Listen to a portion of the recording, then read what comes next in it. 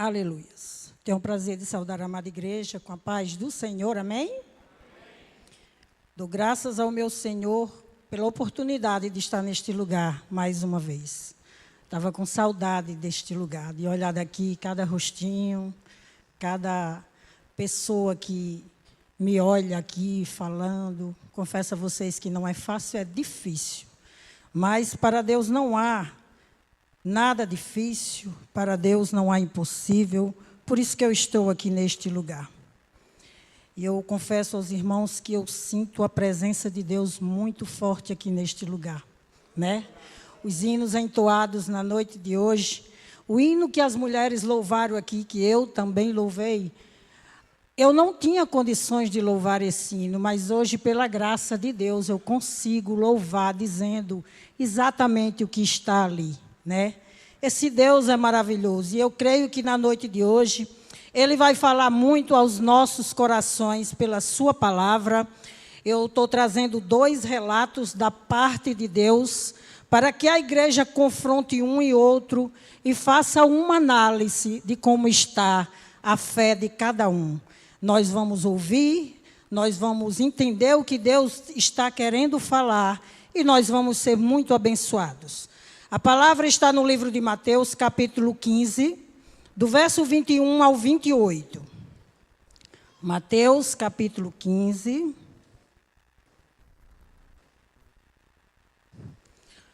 Do verso 21 ao 28.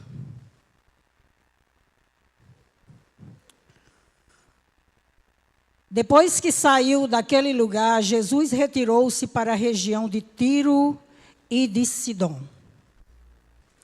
Uma mulher cananeia, natural dali, veio a ele gritando: Senhor, filho de Davi, tem misericórdia de mim, porque minha filha está endemoniada e sofrendo muito.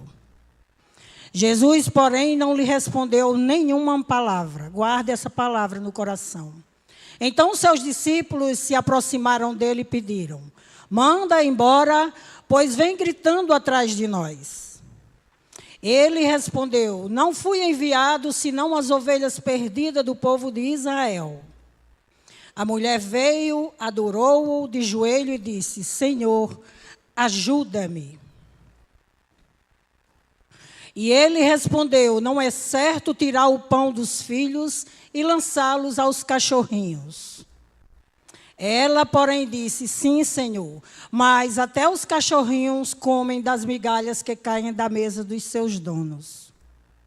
Jesus respondeu: mulher, grande é a sua fé, seja feito assim conforme você deseja. E a igreja diz amém. Aleluia. Louvado seja o nome do Senhor. Meus amados irmãos, eu quero fazer uma pergunta aqui nesta noite para toda a igreja, também para mim.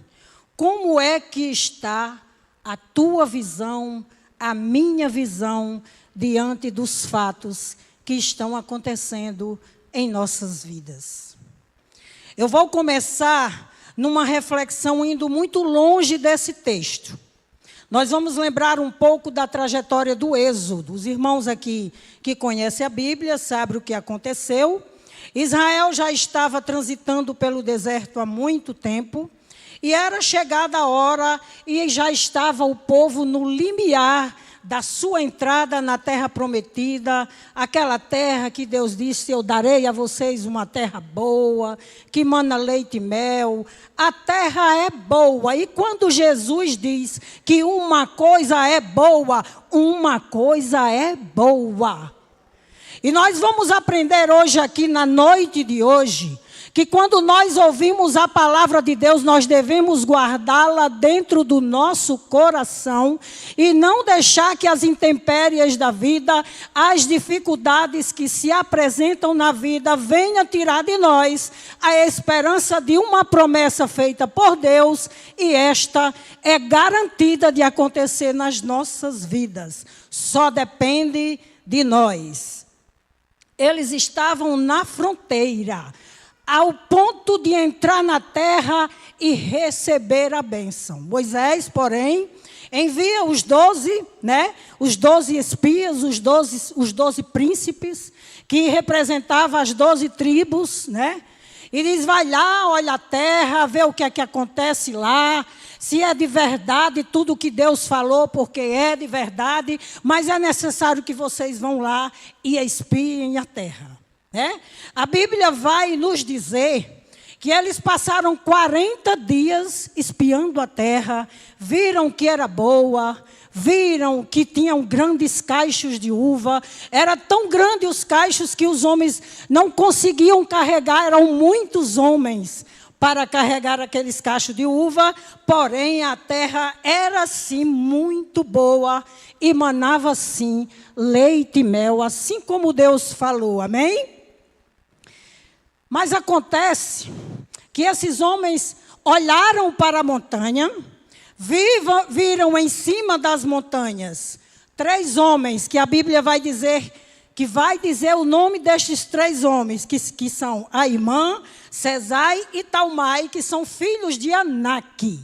Filhos de Anak não significa filho de os refilins, que eram gigantes. Não, Anak eram pessoas de pescoço comprido. Porém, como eles estavam em cima das montanhas, se tornaram para eles como gigantes. Mas o que é que eu quero trazer para a igreja na noite de hoje? Esses homens passaram 40 dias, lá espiaram a terra e viu que tudo era muito bom.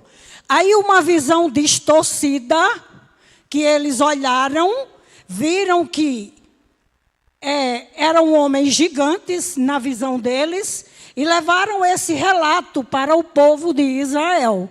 E disseram, olha, é o seguinte, a terra realmente é muito boa, mana leite e mel, tem até grandes uvas. Eles deram até um nome, Vale de Escol, que significa terra de boas uvas, de grandes uvas. Ou seja, estava tudo muito bem, mas o relato que foi chegado ao povo de Israel é que a terra era de gigantes e que eles não deveriam ir porque o negócio não era fácil. Moisés, porém, escutou Josué e Calebe que disse, olha, não é do jeito que eles estão dizendo, não é assim não. Vamos, subamos e que o Senhor se agrade de nós, porque se Ele se agradar de nós, nós herdaremos a terra. E aqueles homens, diz a Bíblia, que pegaram pedras para apedrejar a Josué e Calebe, para que eles não fizessem assim como estavam dizendo. Isso eu estou trazendo para a igreja só para mostrar o que é que uma visão distorcida pode fazer na vida de um crente, de um homem que escuta Deus, sabe que Deus tem tudo que é bom para nós, mas que uma visão distorcida tirou toda aquela esperança do que Deus havia prometido. Aleluia! Eles ficaram... Josué e Calebe pediram para que eles subissem com muita alegria, porque Deus iria se agradar. Mas para concluir essa parte da história, a igreja já sabe o que foi que aconteceu. 2 milhões de pessoas saíram do Egito em busca da terra prometida e apenas 2 herdaram a terra. Os 2 milhões que ficaram para trás morreram no deserto e apenas 2 pessoas, Josué, Calebe e a descendência daquela família que possuíram a terra, porque Deus havia prometido. Eu quero dizer para a igreja na noite de hoje, aquilo que Deus prometeu para você, não importa o que está acontecendo, não importa a visão que a igreja está vendo, não importa o tamanho da dificuldade, da luta, da dor, não importa o tamanho da perda, eu só quero dizer uma coisa para você, se Deus te prometeu, é certo de que Ele vai cumprir, basta que você coloque a sua fé em evidência, basta que você coloque a sua esperança naquele que prometeu e que tudo pode fazer. Isaías 54:17 diz, nenhuma arma forjada contra você prosperará. E toda língua que se levantará em juízo contra a igreja, ele a condenará. Receba esta palavra, leve-a para casa. Não olhe para os 2 milhões que olharam e viram alguma coisa que não estava sendo de verdade o que eles estavam enxergando. Enxergaram gigantes, enxergaram homens de pescoço comprido, enxergaram uma sombra que tira a esperança daquilo que Deus entregou para a igreja. Eu sei que Deus tem promessa na casa. Deus tem promessa para todos os que estão aqui na noite de hoje. Deus tem promessa para os que escutam esta pregação pelo culto online. Deus sabe por que você não veio. Muitos porque estão afastados, mas estão lá, escutando a palavra do nosso Deus, que está sendo falada pelas redes sociais, que para isso é muito importante. Aleluia! Louvado seja o nome desse Deus maravilhoso.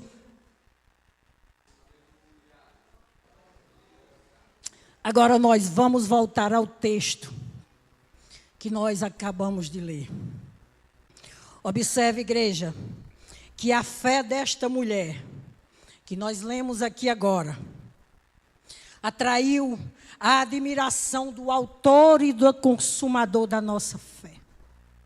Essa mulher estava passando por uma situação muito difícil.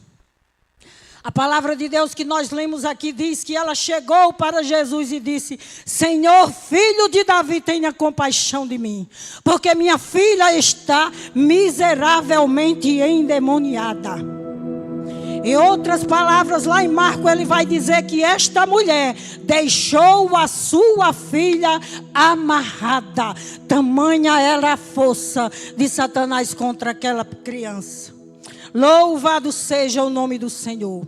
Eu coloquei aqui 3 dificuldades, 3 coisas que poderiam paralisar aquela mulher, 3 coisas que poderiam parar ela, mas ela não olhou para essa dificuldade. Vocês estão entendendo a palavra?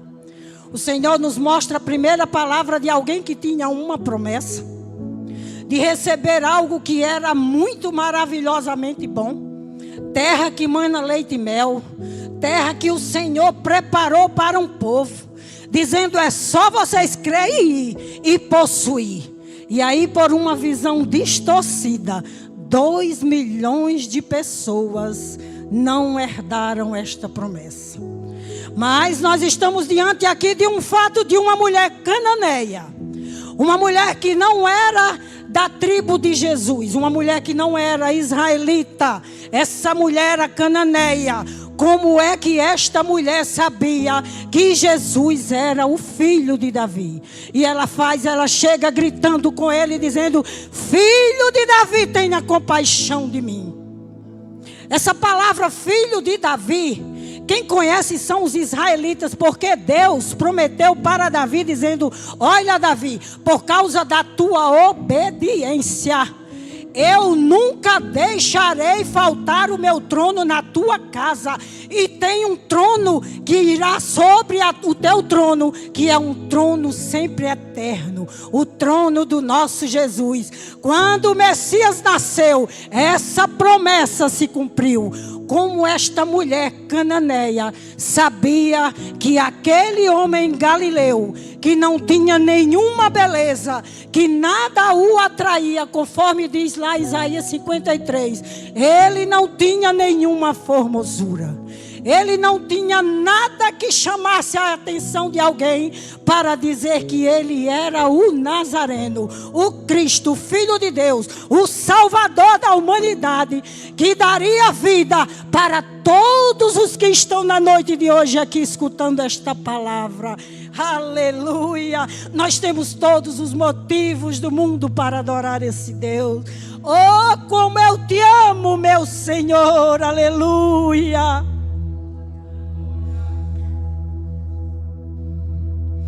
Filho de Davi, tenha compaixão de mim. É o primeiro relato. Eu vejo a fé dessa mulher como algo sobrenatural. Como é que você está com uma pessoa dentro de casa endemoniada? Você vai procurar um homem que estão dizendo que é o Cristo, mas eu vou lá porque eu creio. A minha fé me leva até lá. Eu vou. Filho de Davi, tenha compaixão de mim. Visita lá minha filha. E o outro bloqueio que poderia ter paralisado esta mulher seria: ela teve a rejeição dos apóstolos, quando diz no texto. O verso 23 de Mateus 15, que diz assim: mas ele não lhe respondeu palavra. E os seus discípulos, chegando ao pé dele, rogaram-lhe, dizendo: despede-a, que vem gritando atrás de nós. Rejeição dos discípulos, um bloqueio para que ela desistisse.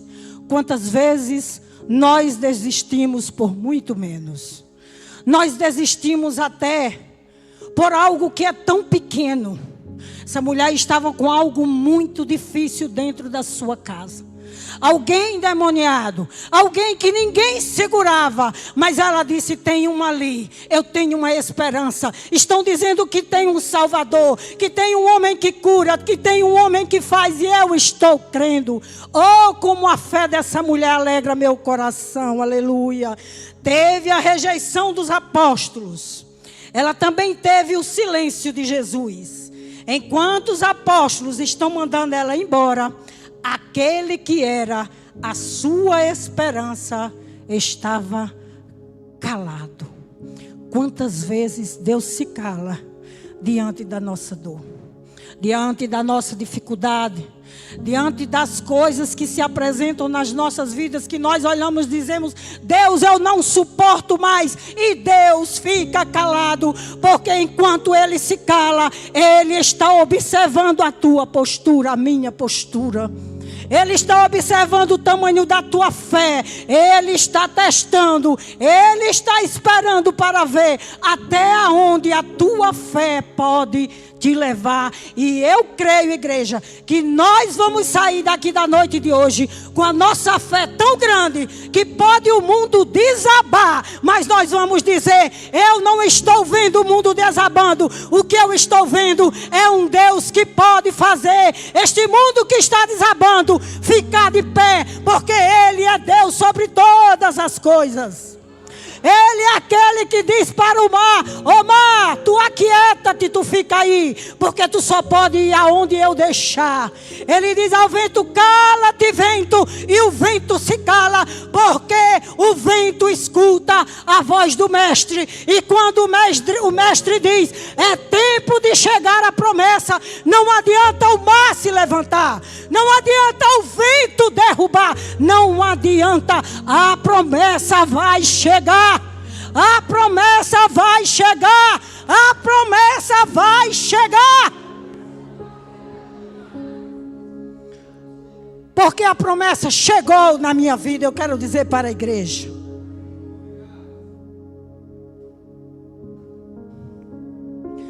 passei por dias que eu pensei que eu não ia sobreviver. Eu disse: Deus, eu não estou entendendo, mas eu não vou deixar de te adorar. Em momento nenhum eu deixei de adorar a Deus. Calada, mas adorava. Murmurava, nunca. Mas sempre dizendo: Deus, se o Senhor não se levantar, eu não vou sair do lugar onde eu estou.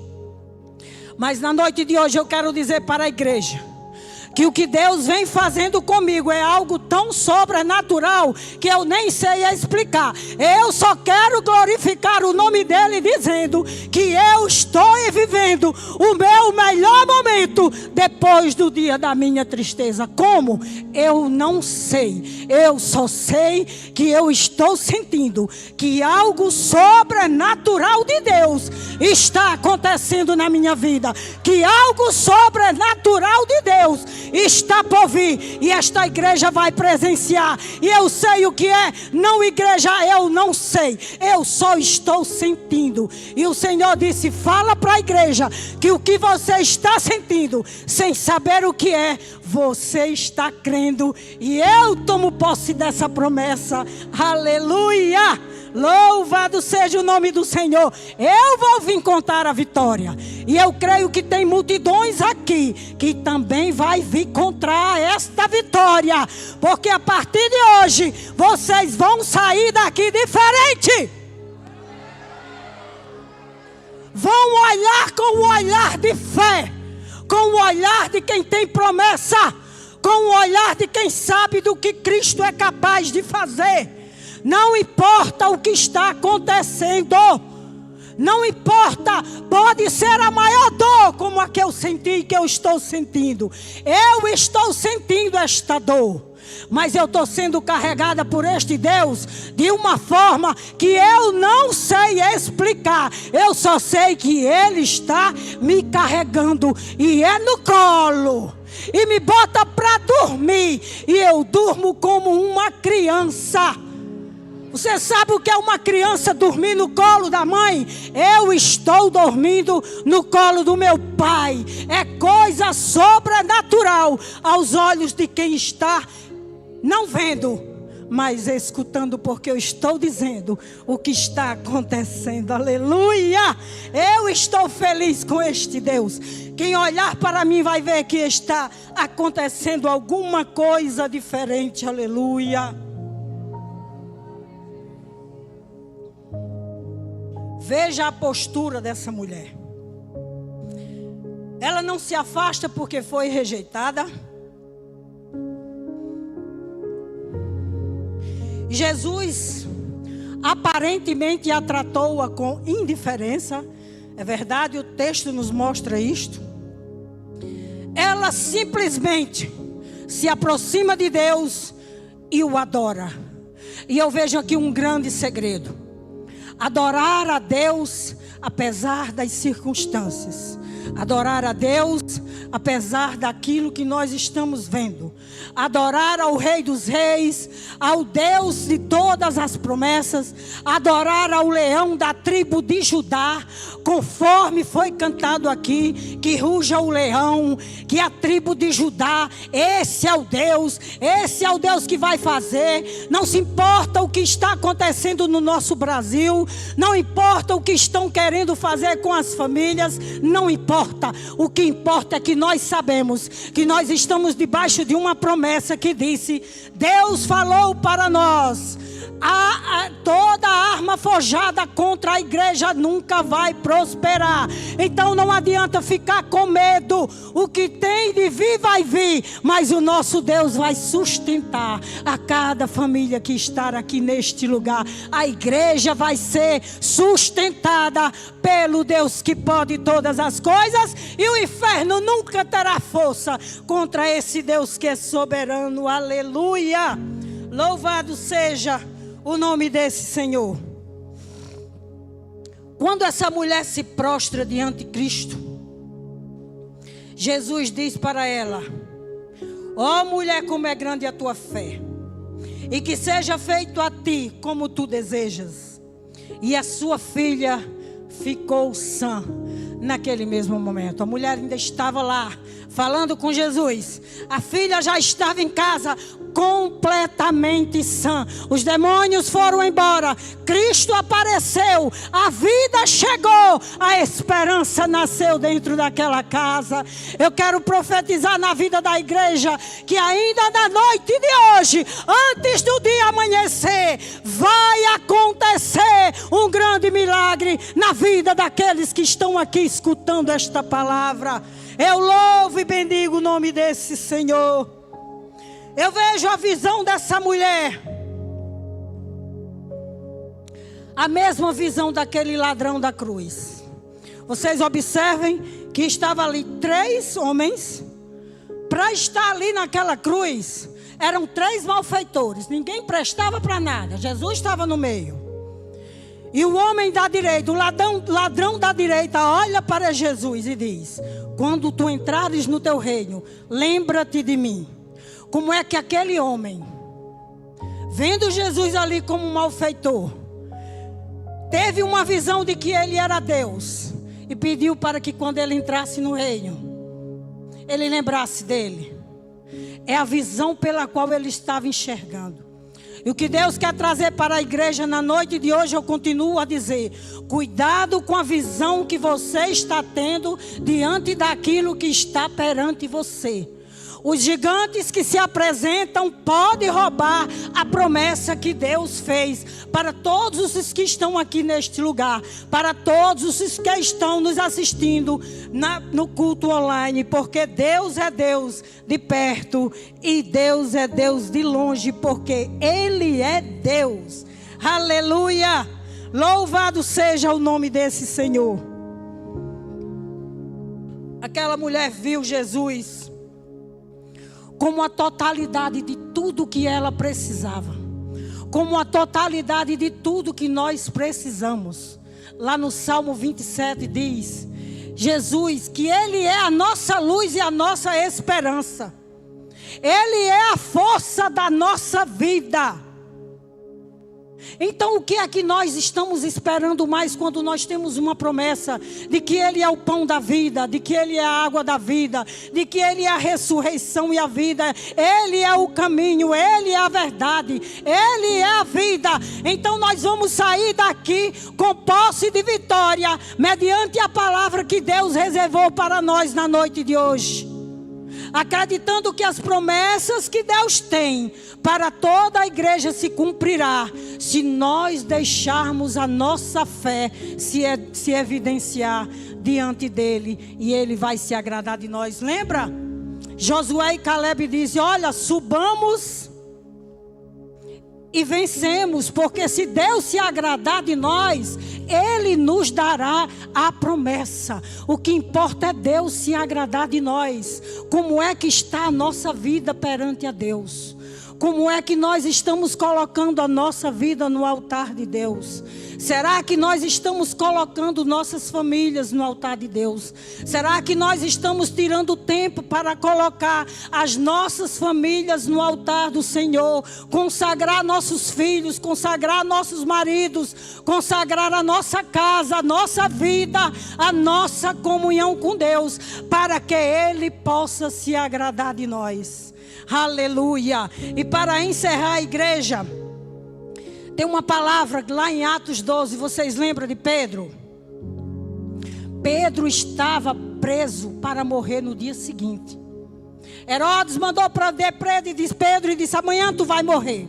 Mas a Bíblia vai nos dizer que Pedro, mesmo diante de saber que morreria no dia seguinte, a Bíblia diz que ele deitou e dormiu. Como é que alguém sabe que vai morrer amanhã, deita e dorme? Quando nós temos a certeza de que temos um Deus que cuida de nós, nós deitamos e nós dormimos. E é assim que tem sido a minha vida. Eu tenho deitado e eu tenho dormido. Como é que está a tua vida? Você está deitando e está dormindo? Se isso não está acontecendo, peça a Deus para te carregar no colo. Peça a Deus para te colocar para dormir. Pedro deitou e dormiu, mesmo sabendo que morreria no dia seguinte, porque tinha um Deus ali cuidando dele. Tinha um Deus ali dando força para ele. Tinha um Deus ali encorajando ele, dizendo: Pedro, tu vai morrer. Isso era no coração dele, isso era na mente dele. Eu imagino que Pedro disse: é para morrer, para agradar ao meu Deus, pronto, eu vou morrer e vou para os braços dele, então eu vou logo dormir. Mas a Bíblia diz que um anjo chegou na madrugada e acordou Pedro e disse: Pedro, calça as tuas sandálias. E aí eu acho essa palavra maravilhosa, Valdécio.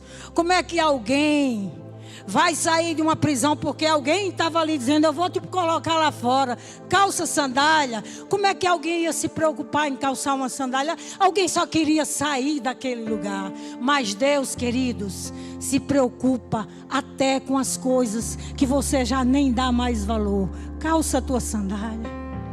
Calça a tua sandália. Aí o anjo disse: Pedro, veste a tua capa. E aí eu conjecturo aqui que Deus deve ter dito assim para o anjo: manda ele vestir a capa, lá fora está tão frio. Pedro vai sentir frio.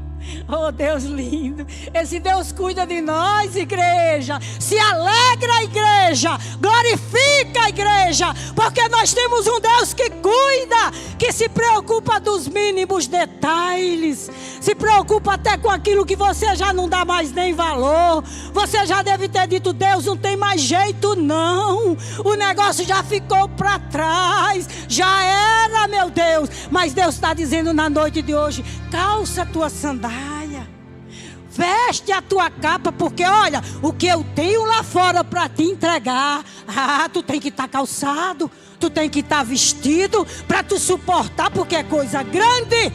É coisa grande o que Deus preparou. É coisa grande o que Deus preparou. Oh, aleluia! Tem alguém ouvindo aqui esta palavra pelo culto online, e Deus está dizendo: você não veio para a casa do Senhor por algum motivo que te impede de entrar na casa do Senhor. Mas o Senhor está dizendo: o teu canto é aqui dentro desta casa.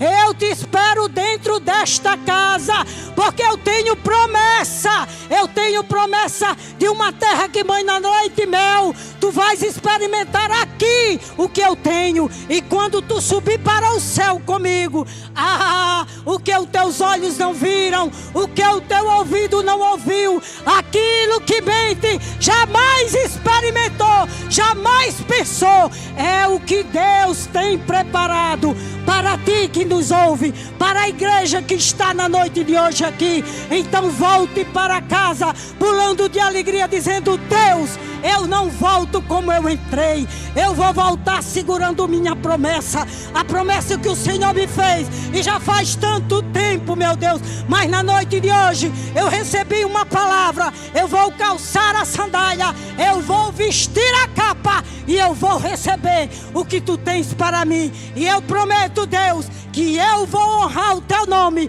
por onde eu passar eu vou glorificar, e eu vou dizer que tu és o Deus que faz, tu és o Deus da promessa e o Deus que cumpre, e não há outro como este Deus. Aleluia. Eu quero dizer que se tiver alguém aqui na noite de hoje que não confessa esse Jesus tão bom, hoje é a noite da salvação, hoje é o dia aceitável. Não deixe para amanhã.